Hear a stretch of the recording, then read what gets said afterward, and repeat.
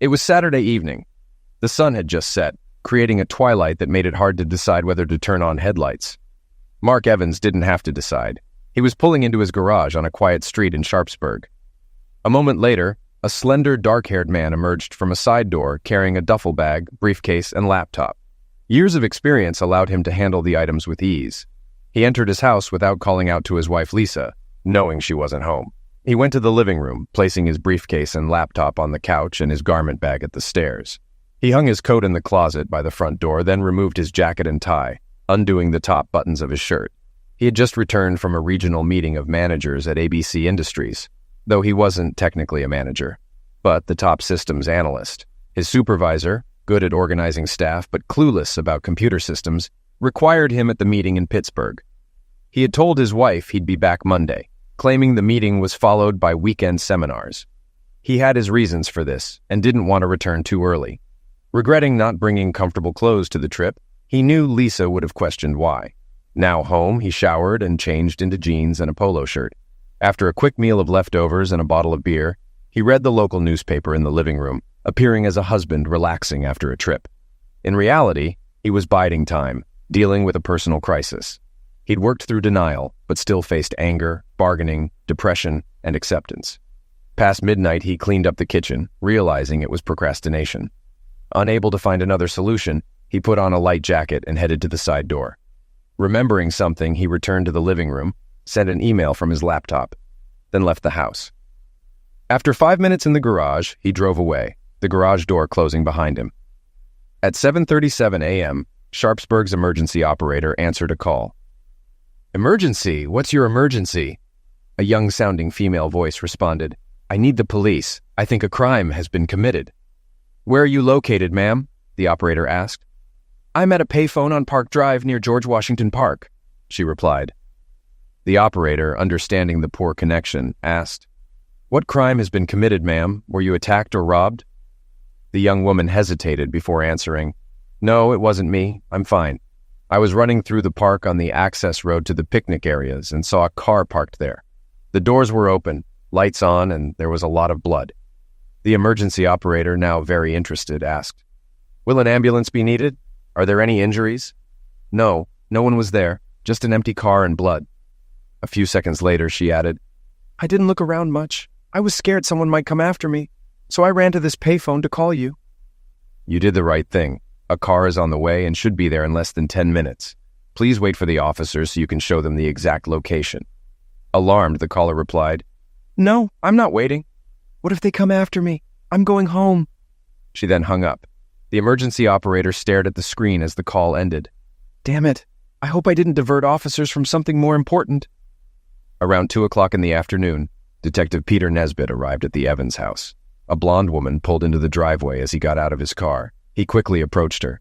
"Excuse me, I'm looking for Mrs. Evans." She turned, pulling a suitcase from the car, and replied, "I'm Lisa Evans. Do I know you?" "No, ma'am. I'm Detective Peter Nesbitt from the Sharpsburg Police. We're trying to locate your husband, Mark Evans. His car was found abandoned in George Washington Park this morning." He showed his badge and ID. Lisa looked concerned, but then said, "Mark is in Pittsburgh. He always leaves his car at the airport. You must be mistaken." Detective Nesbitt insisted, "We're sure it's his car. Both the license plate and VIN match his registration." Confused, she walked toward the side door. "If it's his car, it must have been stolen from the airport. I don't know what else to tell you." Nesbitt persisted. "When did you last speak to your husband? Could you call him now to make sure he's in Pittsburgh? Does he have a cell phone you can call?" Lisa stopped, put down her bag, and rummaged through her purse for her phone. "He called me yesterday morning from Pittsburgh. I'll call him now." She dialed his number, but a phone rang in the detective's pocket. He answered, "Hello, Mrs. Evans." Surprised, she asked, "How did you get Mark's cell phone?" Nesbitt replied, "I can't give it to you. It's evidence in a possible major crime. It was found in your husband's car." Lisa, now more concerned, asked, "Major crime? What do you mean?" "Your husband's car was found with the doors open and a bullet hole. We need to find him to rule him out as a sufferer or suspect. Could you call his hotel in Pittsburgh?" Lisa picked up her briefcase and said, "Sure, the hotel number is in my address book. He always stays at the same Holiday Inn. Come inside and we'll sort this out." Inside the kitchen, she quickly found the number and called the hotel, But after hanging up, she turned to the detective. "Mark's briefcase and laptop are in the living room. I don't understand." The detective, looking thoughtful, called his colleague. "Hi, Dave. It's Pete. I need a search warrant for the Evans house. We need to determine if Mr. Evans is a sufferer or a suspect. Bring it here ASAP. I'll be waiting." He hung up and sat down across from Lisa. "A search warrant? You can search all you want. Just ask. I want you to find my husband." Detective Nesbitt replied, "I need to follow protocol. If your husband is involved in anything illegal, any evidence found without a warrant can't be used in court." Lisa, angry, said, "Illegal? Mark isn't involved in anything illegal. He works with computers." Nesbitt asked, "Why did he come back to town without telling you?" Lisa turned pale and whispered, "Oh no, he can't be." Panicked, she said, "I have no idea why he came home early. All I know is he's not involved in anything illegal." Her panic grew. "Mark could be hurt somewhere. You have to find him." Detective Nesbitt more gently said, "We don't know anything for sure yet, Mrs. Evans. I need to do things right. All of our officers are looking for your husband. Why don't you make some coffee while we wait for the warrant?" His sympathetic tone calmed Lisa, and she began to make coffee. However, she tensed again when he said, "While we have coffee, could you tell me how you spent the last 48 hours? We need statements from everyone involved." Nesbitt waited a few minutes before asking for a preliminary statement. They sat at the kitchen table, drinking coffee while he described the condition of Mark's car, including the bullet hole and blood. He said the blood suggested a second bullet shot the body, which was lying on firewood next to the car, and that the bullet was being examined. The car was towed for further inspection, and the medical examiner and forensic scientist were still working on the scene. Detective David Klein, Nesbitt's partner, arrived with the search warrant and 2 forensic technicians. They began a thorough search of the Evans home, garage, and car. Nesbitt arranged with Lisa to collect Mark's razor and toothbrush for DNA comparison. Lisa was so distressed that Nesbitt asked her to stay on the couch while they finished the search. After an hour, they decided to take only Mark's briefcase, laptop, and DNA samples. The laptop was password protected. "Mrs. Evans, do you know your husband's laptop password?" Lisa, hopeful to help, said, "It used to be his first and last name and his birth year, Trimark 1971. It should work." None of the variations worked. Nesbitt reassured her, "Our technicians will find a way around it." The items were stored in the forensic van. Nesbitt sat with Lisa to get her statement. "So, Mrs. Evans, I need some basic information about your whereabouts this weekend. Let's start with Saturday morning." Lisa took a deep breath. "Saturday morning, I did chores around the house. Mark called from Pittsburgh around 1 o'clock or 1:30, apologizing for not being home. I went shopping until 4:30, then came home. After dinner, around 7:30, I went to a friend's house and stayed the night.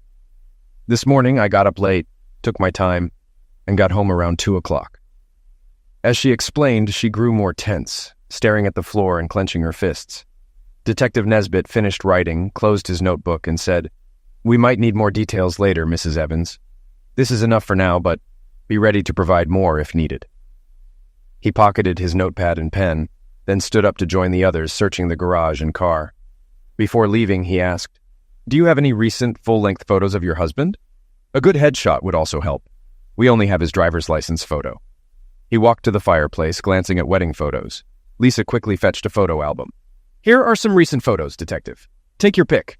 They sat together, and Nesbitt chose a group photo and a headshot of Mark. "These will be perfect." Lisa handed him the photos, and he asked, "Is the man in the photo a relative? If we need a DNA sample, a family member could help if we can't use the razor or toothbrush." Lisa replied, "No, that's Blake Moore, Mark's best friend since elementary school. Mark has no nearby relatives." Nesbitt thanked her and joined the others in the garage. Lisa, looking on the verge of tears, stayed at the kitchen table. Nesbitt felt sympathy for her. Her husband was missing and possibly involved in a serious incident.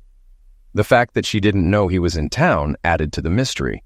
The detectives and forensic experts finished searching the garage and car. They found bloodstains on the gas and brake pedals of Lisa's car, prompting them to tow it for further inspection. As the technicians packed up, the detectives discussed the case. Nesbitt, facing the side door, said to his partner, "What's your opinion of Mrs. Evans? I have my doubts, especially with the blood in her car." His partner replied, "She seemed like a worried wife, but it's hard to tell right now. We shouldn't jump to conclusions." Nesbitt decided, "Let's see her reaction when we tell her about the blood and towing her car." They knocked and entered the kitchen, surprising Lisa, who was on her cell phone. She quickly ended the call. "You're back. I thought you were done." Nesbitt said, "We found blood smears on the pedals of your car. We're towing it for a thorough inspection. I hope you don't mind."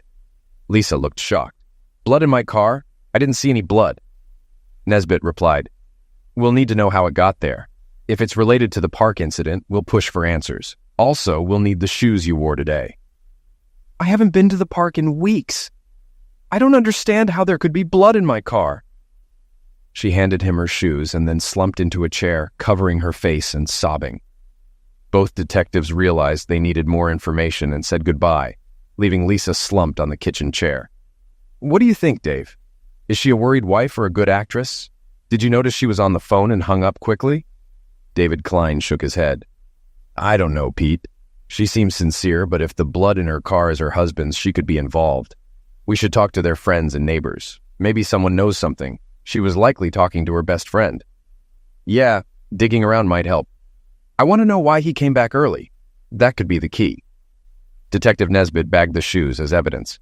Since they arrived separately, they drove back to the station alone, each trying to make sense of the clues. They spent the rest of their shift on reports. The next morning, Peter and Dave arrived early, eager to dive into the case. They were greeted by forensics and medical examiner reports. It took an hour to read through them. Peter noted, "The reports point in the same direction, but we shouldn't rush. Let's see what else we can find from the computer. Meanwhile, we should talk to his lawyer and colleagues." David agreed, and they visited Mark's lawyer, Robert Graham, who quickly gave them a few minutes of his time. "I can't discuss my client's legal situation. What do you need?" Detective Nesbitt said, "We need confirmation of these emails sent to you from Mark Evans' computer. We want to ensure they're not just drafts." He handed over 4 pages. The lawyer confirmed, "These are originals. I can confirm receipt." The detectives thanked him and headed to their car, exchanging smiles. On their way to ABC Industrial, Peter said, "As you mentioned, the spouse is usually involved, but we have more work to do." At Mark's workplace, they were ushered into his supervisor's office. Detective Klein took the lead. "We're investigating the discovery of Mark Evans's car in George Washington Park. You might have read about it. We have some questions." Mark's boss assured them of his cooperation. "Mark is a valuable employee. What do you need to know?" "First, is Mark supposed to stay in Pittsburgh until Friday night? He reportedly had seminars on Saturday and Sunday. We need to confirm his schedule." Mark's boss quickly responded, "Mark didn't have any events scheduled for the weekend. I expected him back Friday night." Detective Klein noted this and continued, "Have you noticed anything unusual about Mark lately? Anything on his mind?" The boss thought for a moment, then replied, "Mark seemed to have a lot on his mind recently. I asked if he was having any problems, but he said everything was fine. He's been brooding a lot. I assumed he was just working hard." The detectives thanked him and returned to their car, sensing they were making progress. By late morning, they were back at the office and received preliminary DNA results and a forensic report, which included a strange box with wires. With more pieces of the puzzle in place, they reviewed their notes and information in an interrogation room. Confident they had a better understanding, they decided to visit Lisa Evans again. Arriving at the Evans house around 3 p.m., they didn't call ahead to catch her off guard. Lisa seemed startled when she saw them. "Detectives, have you found my husband? I call the sergeant every 2 hours and he has nothing to report." Detective Nesbitt replied, "No, but we've made some progress. We'd like to ask you a few questions." Lisa, looking embarrassed, said, "Sure, come in. I'll do my best to help." In the living room, the detective sat across from her. Detective Klein opened his notebook and asked, "Is there anything you want to tell us about your relationship with Blake Moore?" Lisa turned pale. "What? Blake is my husband's best friend. He's just my friend." Detective Nesbitt asked calmly, "Are you having an affair with Blake Moore?" Lisa, even paler, stammered, "Absolutely not. How can you ask me that?" The detective stood up. Detective Klein said, "We need you to come to the station for a formal statement." Lisa panicked. "What? Am I under arrest? Why do I have to go to the station?" "You're not under arrest yet. We need an official statement. You can have a lawyer if you want." Lisa replied quickly, "I don't need a lawyer. I'll come to the station. I'll do whatever it takes to help find Mark." Lisa escorted the detectives to their car. Once at the station, they led her to a dim interrogation room, designed to create a negative environment. "We'll ask you to wait here while we gather our documents. Are you sure you don't want a lawyer?" Detective Nesbitt gave her another chance to decide. She refused, shaking her head, her blue eyes full of tears. The detective left the room, ensuring the cameras were on. Detective Klein told his commanding officer, "I want a good recording of everything said. I think we're going to solve this case." Peter Nesbitt approached with files. "Let's have a coffee first. Let her have a little time to reflect." The three men agreed and spent 20 minutes in the coffee shop discussing the case and planning the interrogation. Meanwhile, across town, a volunteer at Crime Stoppers answered a call. "Good morning, this is Crime Stoppers. We pay up to $1,000 for tips on solved crimes. This call is being recorded." After a few seconds of silence, an older man spoke. "Can I get money if I help the police?" "It depends on your tip and how it helps the police. Do you have any information about a crime?" There was another pause before the caller said, "Do I get the money right away? But what if the police trick me?" "The money isn't from the police, so they won't scam you. Tell me what you know, and I'll give you a code number. You can call back in a few days to see if your tip helped." The man sounded frustrated. "I need the money now. I need juice. If you need food, I can direct you to shelters." "Not food, juice. The kind that costs $5 a bottle." The volunteer smiled but said, "If your tip is good, you could buy a lot of juice." "Okay, I'll wait. I saw someone throw a weapon into the river under the 3rd Street Bridge. It was Sunday morning. He had a rifle and 2 shovels."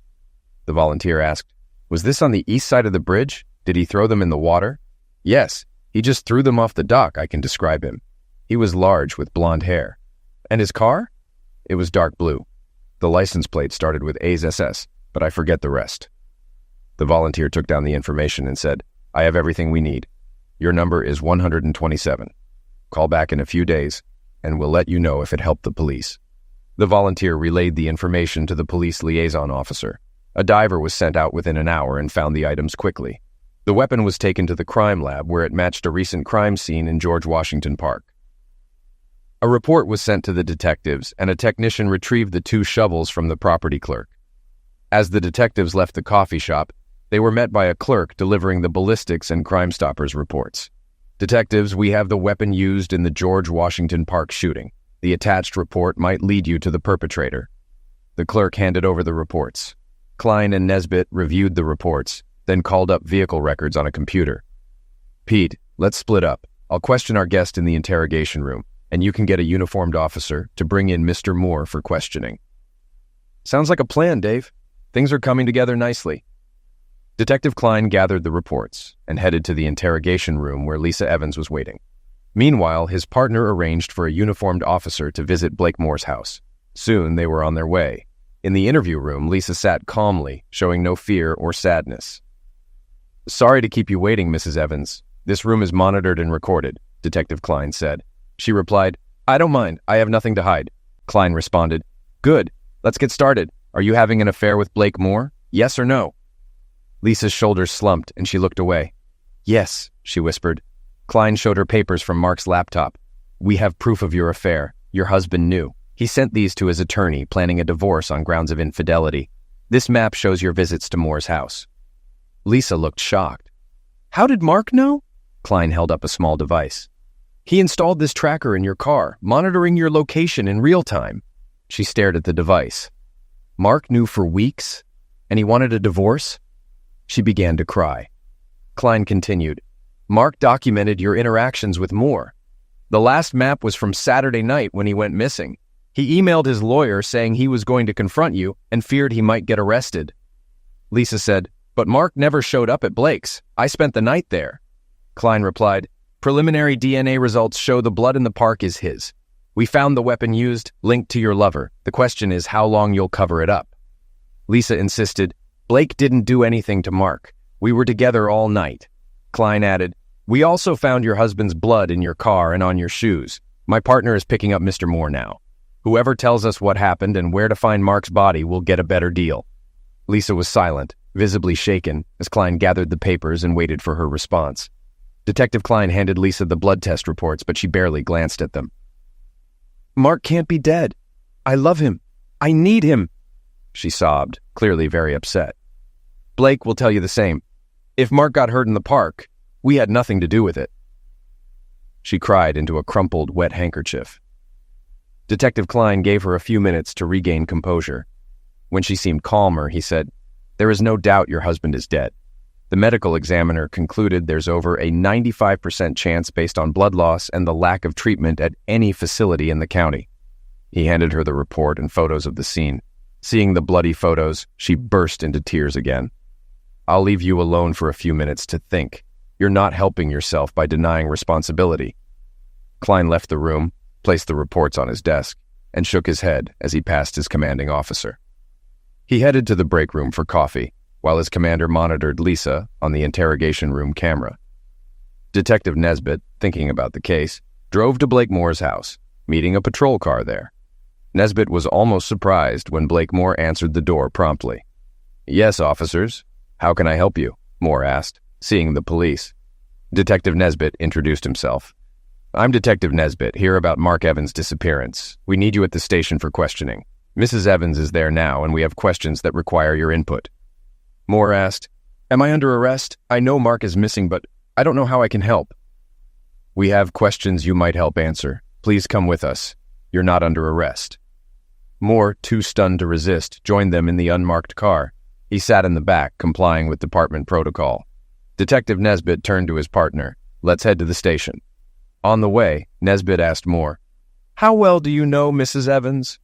"She's just Mark's wife to me. Why do you ask?" Moore replied. "Just wondering. What do you do, Mr. Moore?" "I run a landscaping company, Moore's Landscaping. We do a lot of commercial work, even for the city," Moore said, relaxing a bit. At the station, Moore was placed in an interrogation room next to Lisa's. Detective Nesbitt gathered Klein's folders and began questioning Moore. Initially, Moore denied the affair, but evidence from emails and surveillance reports made him confess.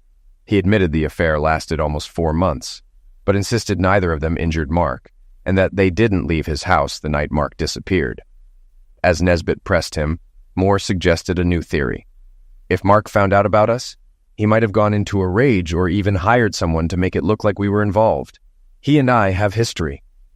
Nesbitt countered, "We have the weapon used. A witness described you and your car, and provided most of your license plate number. Don't try to claim Mark framed you with an elaborate self-destruction." Blakemore became agitated and said, "You don't know Mark. We've been best friends since elementary school, but I've learned not to mess with his girlfriends or his wife. In high school, I dated one of his girlfriends behind his back. When he found out, he scared me, even though I'm bigger and stronger. He warned me he'd liquidate me if I did it again." The detective, slightly amused, replied, "So, you were scared of him, but still had an affair with his wife?" Blake, calming down, said, "I couldn't resist her. It built up over the years, and a few months ago, I made a move. We've been seeing each other since. I can't believe he found out. We were so careful." The detective sifted through reports. "Affairs often lead to homicide.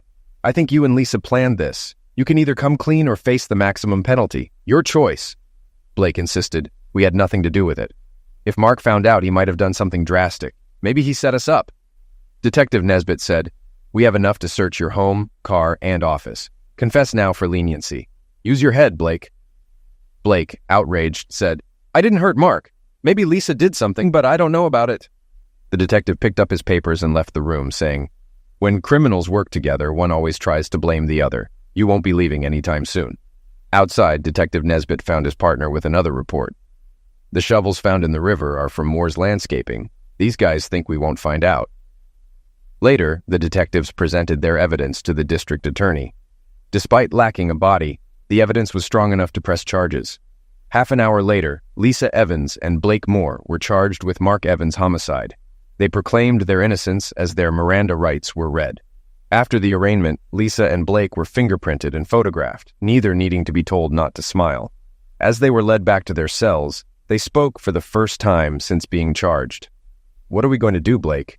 They can't believe we did anything to Mark, can they?" Lisa asked, still sniffing. "We need our own lawyers, or maybe share one to save money since we're accused of the same thing. But this is all wrong. I think Mark set us up," Blake said, frustrated. "You can't believe that, can you? Why would Mark go to such extremes?" Lisa asked, shocked. "I don't think you knew Mark as well as you thought. I'm amazed he didn't do something drastic when he found out about us. If I thought he'd find out, I wouldn't have touched you," Blake replied, shaking his head. Blake told Lisa about a past incident when he had secretly dated Mark's girlfriend. Standing by the cell bars, separated by a concrete wall, they could easily talk. "I don't believe Mark would do this. I don't even know how he found out." We were always careful and only met when he was out of town, Lisa said thoughtfully. I regret betraying him. Even if he's not dead, I want a divorce, she added, her voice trailing off with emotion. Blake listened to her sobs and said, Lisa, stop it. You knew the risks when you came to my house. You were aware of the consequences. She quieted down and said softly, You're right. I just hope he forgives me. After a pause, Lisa suggested, I could call Robert Graham, our attorney. Maybe he can represent both of us and split the costs. They agreed, and Lisa got an officer's attention to make a call. However, Robert Graham declined due to his involvement in Mark's divorce proceedings, recommending his colleague Basil Smith instead. Lisa agreed, and Smith was on his way. Blake was pleased to hear this and thanked Lisa. They waited in their cells until Basil Smith, a seasoned lawyer, arrived. The introductions were brief, and Smith reviewed the charges. So, you're both charged with Mark Evans' homicide. What did the officers tell you? Smith asked. Mrs. Evans, you first. Just the main points. Lisa recounted her story, ending in tears. I had nothing to do with it. I love Mark. I couldn't hurt him. Smith then turned to Blake. Your turn, briefly. Blake summarized his experience, asserting, We had nothing to do with Mark's disappearance. I think Mark organized this to frame us. Smith, sensing the urgency, said, We need to focus on getting you both out of here. Bail will likely be set at $100,000 each. Will that be a problem? Lisa, shocked, asked, Do I need $100,000 for bail? No, just 10% or $10,000 cash for the bail bond, Smith reassured her. They agreed they could manage bail and were eager to be released. Smith informed them, You'll be arraigned tomorrow morning. Bail will be set then, and you'll make arrangements to get out. Prepare to spend the night here. Both clients reacted badly to the lawyer's statement. He explained he couldn't do more until charges were filed. Once they were out, he would talk to the district attorney to unseal the evidence and better understand their case. They were taken back to their cells, where neither slept well, given greasy takeout food, a single blanket, and loud cellmates. The next morning at 10 o'clock, they met with their attorney before court. Despite their disheveled appearance, they entered their pleas of not guilty, and bail was set at $100,000. Blake, owning a home and business, quickly negotiated a $10,000 bond and was released by early afternoon. Lisa was less fortunate. Without sole ownership of her home and finding her savings account empty, she had to call her parents for help. After much persuasion, they agreed to provide the $10,000. However, the delay meant she spent another night in jail, this time with 2 tipsy courtesans. The next day, after the financial matters were resolved, she was released, went home, showered, and ignored incoming calls. The next month passed quickly. Lisa learned that Mark had withdrawn the money from their account to protect his share before their divorce. She received the divorce papers without knowing what he did with the cash. Lisa and Blake met with Basil Smith several times. Smith received copies of the evidence and planned to meet with the district attorney to get the charges dismissed, arguing the difficulty of obtaining a conviction without a body or witness. He suggested hiring a private investigator to explore if Mark had orchestrated his own disappearance. Blake agreed, but Lisa believed Mark was a sufferer of a botched carjacking. Over the next few weeks, the investigator found nothing. He tried to find the tipster who reported the discarded rifle and shovels, but no one recognized the voice from the call. The tipster never followed up, adding to the mystery. Meanwhile, tensions between Lisa and Blake grew. After his release, Blake suggested they continue their affair. Lisa refused, blaming him for her situation. I want nothing to do with you except our court case, she said, often crying. Blake's response was cold. Suit yourself, Lisa. You're not the only woman in town. They only spoke in the company of their lawyer, keeping their distance otherwise. Their affair had turned icy cold. A month after their release, Basil Smith arranged a meeting with District Attorney Jeff Bagden. Lisa and Blake hoped the charges would be dropped, as they had been molestated with questions about their relationship. They screened calls using caller ID and answering machines, eager to clear their names and move on. Jeff Bagden, surprisingly young and stylish, began, I just received final reports from the medical examiner and police. Based on the evidence, I'm offering a reduced sentence of 8 to 12 years for a guilty plea to second-degree homicide. Lisa and Blake were shocked, loudly proclaiming their innocence. Their attorney, trying to calm them, asked how Bagden justified the offer. Bagden explained, We have new evidence. DNA from blood on your car's license plate and trunk gasket matches Mark Evans. Additionally, black polyethylene found under Mark's car matches material from your landscaping business. Lisa angrily accused, "Blake, what have you done?" Blake exploded, "You know I had nothing to do with it. You were with me when it happened." Basil Smith intervened, calming them both. He addressed Bagden. "Excuse my clients, we hoped the charges would be dropped and your statement caught them off guard." Bagden, amused, replied, "I understand, but we have enough evidence to go to trial. The medical examiner's report confirms the sufferer lost too much blood to survive. The crime scene suggests the body was dragged and loaded into a car. The prosecution is confident." Bagden handed over the reports and left. Lisa and Blake hurriedly talked to Smith, who told them to be quiet. He said, "I know you're shocked. Don't fight each other. We need to figure out a defense. Do you want to reject the plea deal?" Both refused the deal, convinced they wouldn't be convicted. Smith agreed to prepare for trial. After they left, Smith reviewed the reports, questioning whether his clients were truthful. Despite his doubts, he was committed to defending them. Months later, the trial began. Judge Robert Cox took his seat at 10 a.m. on Monday. Basil Smith sat between Lisa and Blake to manage their tension. He had considered suggesting separate lawyers, but they couldn't afford it. Blake's business was struggling, and Lisa had quit her job due to the stress of the trial and difficulties with her missing husband's friends. District Attorney Jeff Bagden began his opening statement directly. "Members of the jury, we do not have Mark Evans' body, but we intend to prove he is dead and that the defendants are guilty of his homicide." He revealed that the defendants had an affair, which Mark Evans discovered, leading him to file for divorce. Although it was unclear how or when Mark found out, traces on his computer showed he knew when and where they met. Emails documented his tracking efforts, financial preparations for divorce, and his intention to confront them. "We cannot pinpoint when they met, but we know the results. Evidence suggests they met at Mr. Moore's residence, where Mr. Evans was incapacitated, placed in the passenger seat, and driven to George Washington Park. There, he was shot in the upper chest while likely unconscious. He was dragged from the car, thrown to the ground, and shot again, this time striking his carotid artery. Graphic photos will show his final moments." At this point, Lisa Evans lost her composure, requiring Judge Cox's intervention to restore order. Bagden continued, "After the second shot, Mr. Evans was wrapped in plastic, dragged from the site, and loaded into Mr. Moore's trunk. He was driven to an unknown location and buried. The homicide weapon and shovels were dumped in the river, but a concerned citizen reported this, leading police to recover them. Forensic analysis confirmed the defendant's presence at the crime scene. Mr. Evans' blood was found on Mr. Moore's car and on Lisa Evans' shoes." Bagden concluded, "The defense will claim they were not at the scene, relying on each other's alibis. I am confident you will see through this and find them guilty." Basil Smith countered, emphasizing the presumption of innocence and urging the jury to focus on the evidence. Despite his efforts, the district attorney's statement had a strong impact. The first witness, a computer expert, testified about the emails and maps Mark Evans used to track his wife's meetings with Mr. Moore. The tracking device, described in Mark's letter to his counsel, accurately logged locations and times. This evidence embarrassed Lisa Evans, while Blake Moore appeared bored. Smith's cross-examination yielded little, as the device and emails were indisputable. Reporters took notes, especially about the tracking device, anticipating interest from their readers. After an extended lunch break, the trial resumed with testimony from the emergency operator and 2 patrolmen who first responded.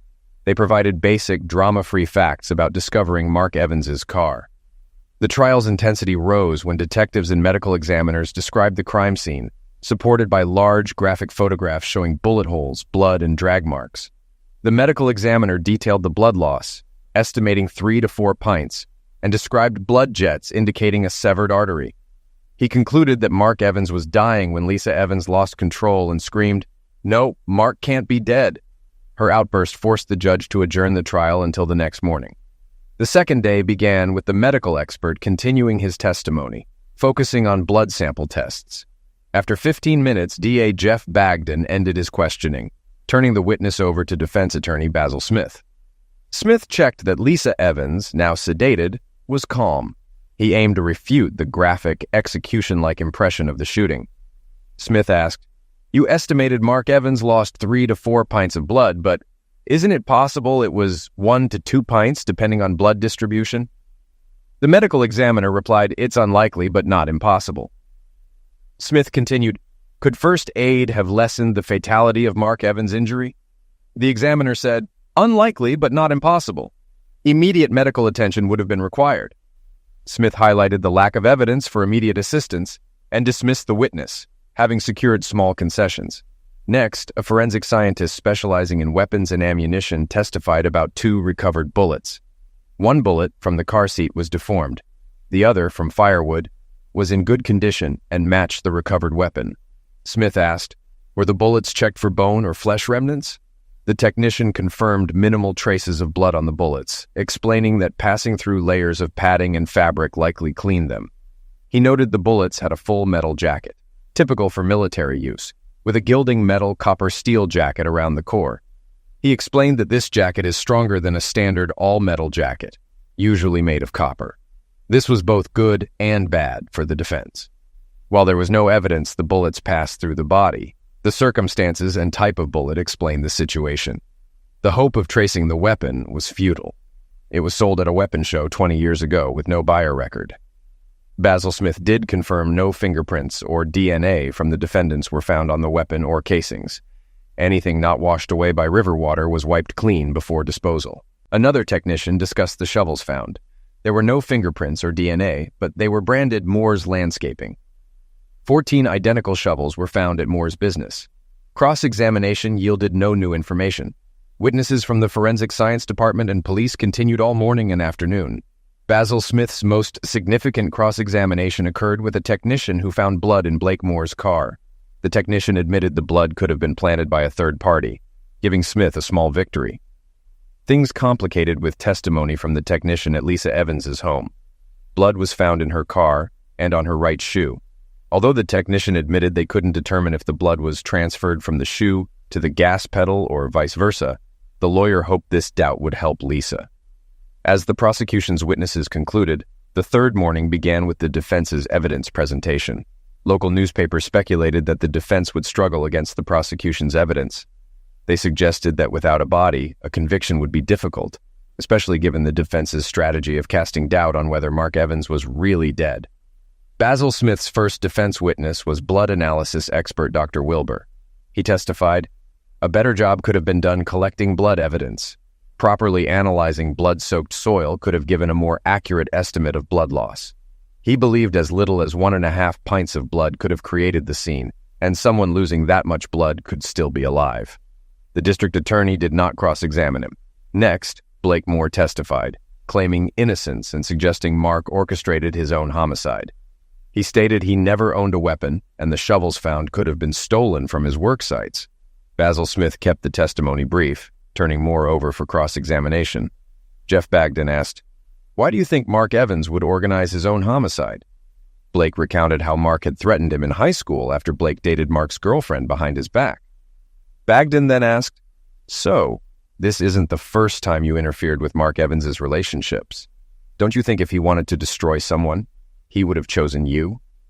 Blake Moore couldn't directly answer the question, muttering that his physical advantage over Mark would have prevented a confrontation. "So, you think you could intimidate your friend into taking his own life? Is that why you felt comfortable taking his wife?" the prosecutor asked, then continued without waiting for an answer. "Your actions show you're a narcissist who thinks he can have any woman and disregard friendship." Basil Smith objected, arguing the prosecutor was testifying rather than asking questions. The judge agreed and instructed the jury to disregard the prosecutor's last statement. Despite this, Blake was visibly upset but left the stand without further comment. Basil Smith realized Blake's testimony had backfired, but hoped Lisa's testimony might help. Lisa, more composed, emphatically stated she wasn't involved in any attack on her husband and suggested he might have been carjacked. Basil chose not to ask additional questions. The prosecutor asked Lisa, "Where were you between midnight Saturday and 2 p.m. Sunday?" Lisa, embarrassed, replied, "I was with Blake Moore at his house from 8 p.m. Saturday until about 1:30 p.m. Sunday." "You didn't quite answer the question. Tell us what you did from midnight Saturday to Sunday." Lisa, flustered, said, "I was in Blake's bedroom at midnight. We were, doing it." "And how long did this last?" the prosecutor pressed. "Probably until after 1 a.m., Lisa admitted, embarrassed. "Then what?" he asked. "We slept until about 5:45 a.m., she said. "Was Mr. Moore in bed when you woke up?" "Yes, he was there. We got busy again and went back to sleep around 6:30, then got up at 11 a.m., Lisa said quickly. So you woke him up to do it again at 6:30? The prosecutor clarified. Lisa, embarrassed, replied, No, he was already ready. The prosecutor, seeing the jury's reaction, continued, Tell us exactly how you woke him up. Lisa, resigned, said, I just started doing it with him. The prosecutor moved in for the final blow. You said you love your husband. Is that true? After Lisa's emphatic yes, he continued, you spent the night with his best friend while he took his life. How can we believe you weren't involved in his end of life? Lisa cried quietly, unable to answer. Judge Cox ended her suffering by asking if there were any more questions. When there were none, the judge announced a lunch recess. After Lisa composed herself, she joined her attorney, Basil Smith, for a somber lunch. The experienced attorney warned them the case could go either way. Privately, he was pessimistic since both clients had faltered on the witness stand. The afternoon session ended quickly as Smith announced there were no more defense witnesses. Both attorneys prepared their closing statements. The prosecutor emphasized the overwhelming evidence against the defendants, while the defense stressed the circumstantial nature of the case, the absence of a body, and the lack of a clear motive. The case went to the jury by 4 p.m., and they deliberated for 2 hours before retiring for the night. The next morning, Lisa and Blake waited at Basil Smith's office for the jury's verdict. Sharing a conference room, they put aside their differences, hoping for acquittal. By 3:30 p.m., the call came. The jury had reached a verdict. Lisa's parents, who had come to town for the trial, were present at the courthouse. The verdict was announced quickly, guilty of second-degree homicide. Lisa burst into tears, and Blake pounded his fist in frustration. They were handcuffed and taken into custody, with Lisa having a brief moment to speak to her parents, proclaiming her innocence. The week between conviction and sentencing passed slowly. Lisa's parents visited daily, while Blake received one visit from a cousin. At sentencing, both received 15 years to life. Basil Smith promised to review the court records for a possible appeal. Within 3 days, they were transferred to state prison. Lisa's prison had a good reputation, but Blake's had a history of riots. With the trial over, media coverage ceased, and Lisa Evans and Blake Moore faded from public attention. A couple of months later, Basil Smith and Jeff Bagden met for a drink. Reflecting on the case, Smith expressed surprise at the convictions, believing the defendants' consistent stories suggested innocence. Bagden replied, "The jury didn't believe them. I try not to take these cases personally unless they involve particularly heinous crimes or children. This case wasn't the worst, but it didn't generate much sympathy for the defendants." A year later, a news item reported a major disturbance at Blake Moore's prison. Blake had been stabbed during the riot and transferred to the hospital with a collapsed lung. He was in serious condition but expected to survive. 18 months after Lisa Evans and Blake Moore were convicted of Mark Evans' homicide, Basil Smith rarely thought about the case. He had spent the first year reviewing transcripts, but found no legal grounds for appeal. One quiet Wednesday morning at the New York office of the Innocence Project, the receptionist received a FedEx package. Inside were a DVD, a sealed biohazard bag, and a multi-page letter. Intrigued, she called Tony Kelly, a young lawyer, to look at it. Tony, dressed casually, took the package to his office. He had been with the Innocence Project for a year, doing legal research. He enjoyed helping those wrongfully convicted. Sitting at his desk, he read the letter. The letter, addressed to the Innocence Project, began, "Regarding the convictions of Lisa Evans and Blake Moore, I don't know where to begin, so I'll start at the beginning. My name is not important, but the information I have could change the lives of the 2 convicted and 5 others, including me. About 15 months ago, a man responded to my ad for a computer-literate person. He knew as much, if not more, about business networks than I did. I hired him immediately. This man, whom I'll call Mark, was quiet but exceptionally skilled. Within 2 months, my business grew by 50% due to his efforts and long hours. When Mark started working for me, he had just arrived in town and hadn't rented a place yet. My business was new, so I rented him our basement room for extra income. I wanted to reinvest profits into the business to support me and my young son. Though a risk, something about Mark convinced me he was no threat. We quickly settled into a routine. For the first 3 months, he lived in the basement but ate with us and commuted together. He often worked extra hours without pay, preferring productivity over TV or sleep. Over time, our relationship evolved from employer-employee to friends and eventually into a loving family. My son now calls him Dad. From the start, I sensed something deeply troubled Mark. One quiet afternoon, I locked the office door and called him in. determined to find out what was bothering him. He eventually confessed he was running from a failed marriage. His wife had betrayed him with a good friend, and he nearly committed homicide self-destruction because of it. Our conversation helped him overcome his past. We started dating on weekends, maintaining separate roles during the week. After a month, he moved from the basement into my bedroom, and we became a family. Despite this, I felt he was still hiding something. Our relationship grew stronger, and Mark became a father figure to my son, who needs a loving dad. 4 days ago, Mark collapsed at work and was diagnosed with a heart condition requiring surgery.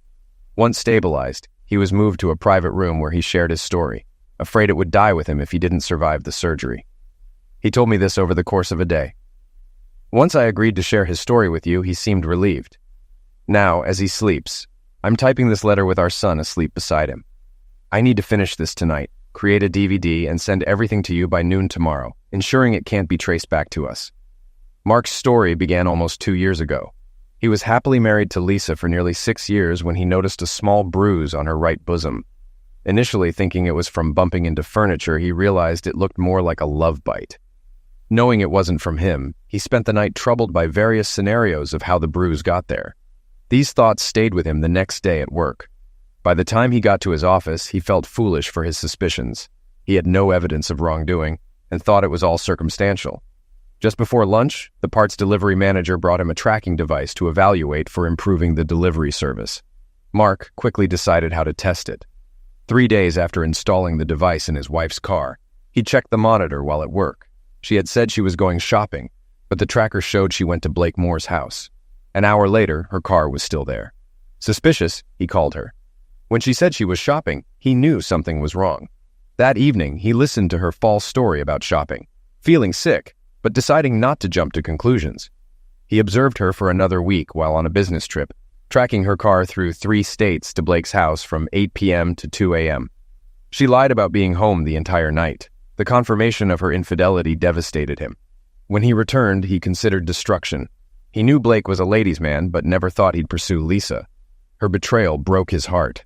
That night, he visited the elderly widow next door under the pretense of borrowing a wrench. He retrieved a hidden revolver from her late husband's toolbox. Mark intended to use it to eliminate Blake and Lisa, then himself. He decided to wait until he caught them together. He ordered his own tracking device to return the one he was evaluating. Luckily, Lisa and Blake didn't meet for another week, giving Mark time to rethink. In those days, he devised a better plan: to frame them for homicide. He spent a week planning and gathering supplies. When ready, he claimed a weekend business trip, knowing they'd meet while he was away. When his wife went to Blake's, he set his plan in motion, creating a paper trail suggesting he was divorcing her. He almost forgot to send a crucial email to his lawyer that would implicate Lisa and Blake. Before leaving, he fired a bullet into his car's passenger seat and another into a wooden block, muffling the shots with a blanket in the garage. This step felt like a relief, marking the start of his revenge. You should look for archived newspaper articles online. Mark followed the trial daily and said most of the story was documented by court reporters. He thinks a complete review of the court transcript will clarify everything. First, he drove his car to a park near Blake's house and found a secluded spot. He had a large gym bag with all the materials for his plan. He spread everything out on a picnic table, covering it with an old blanket. He unloaded firewood, plastic sheeting, and a spare tire, creating a drag trail to the paved road, then returned the tire to the trunk and spread the firewood around. Using a small flashlight, he did all this and then sat quietly to see if anyone noticed. Mark drew blood from his hand using a needle, collecting nearly 2 pints, which he diluted with distilled water. He sprayed this blood in patterns to mimic an arterial jet and smeared it on the car seat and ground to suggest a significant blood loss. He filled bullet holes in the firewood and car upholstery with more blood. After finishing, he packed everything in his gym bag and left the park, reaching an old car he had bought for the purpose.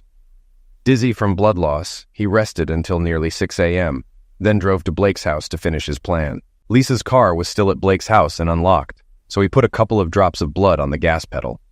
He also smeared blood on Blake's car, but got scared when he saw a light on in Blake's bedroom. He quickly left, went to a payphone, and used a voice changer to report his car in the park, pretending to be a woman. He then disposed of 2 shovels and the revolver in the river. Exhausted, he stayed in a motel for 2 days, taking supplements and eating energy bars. He made another call with the voice changer, this time as an old man, which helped the police find the revolver. Mark told me this whole story because he wants to leave his past as Mark Evans behind. He now uses a different identity, which my son and I know him by, and wants to keep it. He asked me to send this information to help overturn the convictions of Lisa Evans and Blake Moore. Tomorrow I'll pick up a copy of the New York Times and an inkwell. We'll use part of the front page to put all of Mark's fingerprints in a bloodstain, which will match the DNA from the park, proving he's alive. This should be enough to free them from jail. At the end of the letter, there was a handwritten note. Mark came out of surgery in good condition. He wants me to fly to Seattle tomorrow to send this package. I hate to leave him, but it will ease his mind. We're expecting twins in about 3 months. Tony Kelly turned the last page to check for any additional notes, but it was blank. He put his feet down from the desk and examined the other items in the package. The DVD was labeled Photos Taken in George Washington Park, and the black plastic envelope was marked Fingerprints and DNA. He reviewed the printed pages again for any extra notes and then called a senior attorney. This was beyond his ability to handle alone. It didn't take long to confirm that the DNA belonged to Mark Evans, and the fingerprints matched those from his car found in the park, proving he was still alive. With undeniable evidence that 2 people were convicted of a homicide that never happened, the state attorney general and governor expedited their release. A week later, they returned to the courtroom with Basil Smith, Lisa's parents, and even District Attorney Jeff Bagden. With some state representatives present, the state attorney general apologized for the wrongful conviction. He blamed Mark Evans for misleading the justice system and announced efforts to find him and hold him accountable for the financial costs incurred. When asked where they would start looking for Mark, he could only shake his head. Blake Moore seemed changed, no longer arrogant but more inclined to compromise. He apologized to Lisa for the events leading to their imprisonment. Lisa appeared indifferent, longing only to leave with her parents. Both Basil Smith and the district attorney apologized, acknowledging they had been misled by Mark Evans. They vowed to be more diligent in future cases. Although the state found no liability, Lisa and Blake received $50,000 each in compensation. Blake, whose business went bankrupt and house was sold for legal fees, left town. He commented to Lisa that Mark had severely wronged them and the check was a mere fraction of what he lost. Lisa, visibly worn from her ordeal, simply said they deserved it and left without saying goodbye. 2 weeks after cable news reported their release, a large envelope arrived at Basil Smith's office. Inside was a note for the attorney and a sealed envelope for Lisa. Basil delivered the letter to Lisa at her apartment. After a brief conversation, he left her with the envelope, which she opened with apprehension. Recognizing Mark's handwriting, she read the letter. Lisa, I apologize for the time you spent in jail. Your betrayal with Blake drove me nearly insane. My new life and happiness have shown me that freeing you both was necessary for my own freedom.